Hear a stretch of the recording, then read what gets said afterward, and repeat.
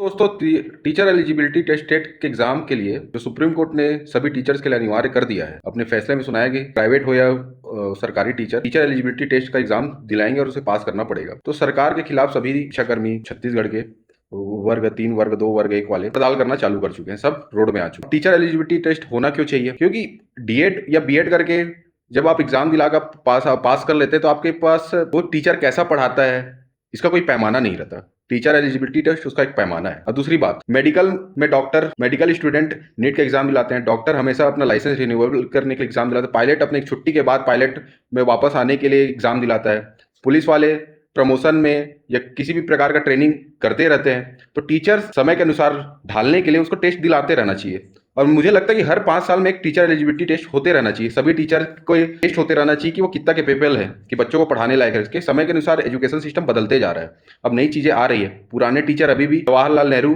प्रधानमंत्री हमारे बोल डालते हैं, राष्ट्रपति अभी भी हमारे राजेंद्र प्रसाद ही बोल डालते हैं। अब कई जगह ऐसा उदाहरण देखेंगे कि वहां पर टीचरों की इतनी दुर्गति है कि उन्हें ABCD का पूरा अल्फाबेट नहीं आता है, उन्हें 2 का पहाड़ा भी ढंग से नहीं आता है।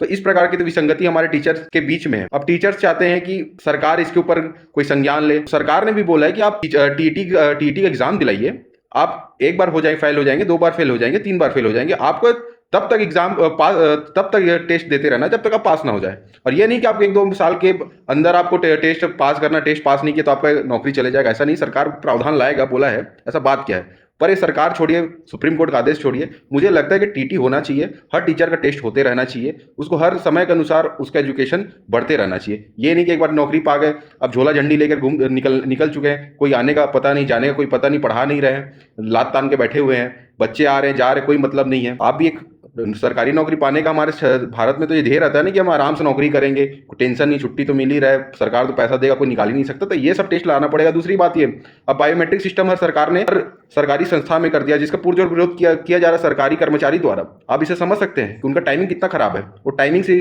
अपने ऑफिस नहीं जाते हैं, टाइमिंग से ऑफिस वापस नहीं आते हैं, कभी भी छुट्टी ले लेते हैं, कभी अभी अपने घर का काम बता कर निकल जाते हैं। तो ये सब में कड़ाई करना चाहिए सरकार को, हमेशा सरकार को रैपिड एक्शन लेते रहना चाहिए, जांच बैठाते रहना चाहिए, प्राइवेट की तरह सरकारी संस्था को भी करते रहना चाहिए, टेस्ट होते रहना चाहिए। मेरा ये मानना है। आपका क्या मानना है कमेंट बॉक्स में बताएं। आप सहमत हैं तो भी कमेंट बॉक्स में बताएं, सहमत नहीं है और टीचर्स खासकर बताएं कि आप क्यों आंदोलन कर रहे हैं।